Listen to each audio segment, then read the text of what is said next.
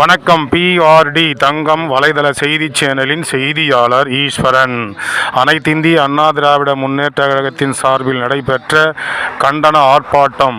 அரக்கோணத்திலிருந்து நேரலைக்காக B. ஈஸ்வரன்.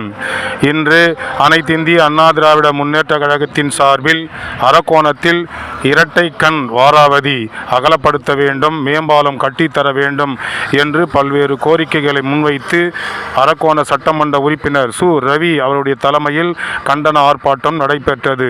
இதில் அனைத்திந்திய அண்ணா திராவிட முன்னேற்ற கழகத்தில் உள்ள அரக்கோணம் பகுதியில் உள்ள தொண்டர்கள், மகளிர் அணியை சார்ந்தவர்கள், மாணவர் அணி சார்ந்தவர்கள், இளைஞர் அணி சார்ந்தவர்கள், குறிப்பாக அரக்கோண நகரத்தில் உள்ள அனைத்திந்திய அண்ணா திராவிட முன்னேற்ற கழகத்தின் பொறுப்பாளர்கள், தொண்டர்கள் என ஏராளமானோர் கலந்து கொண்டு இந்த கண்டன ஆர்ப்பாட்டம் செய்தார்கள். நேரலைக்காக அரக்கோணத்திலிருந்து செய்தியாளர் பிஆர்டி தங்கம் தொலைக்காட்சிக்காக செய்தியாளர் ஈஸ்வரன்.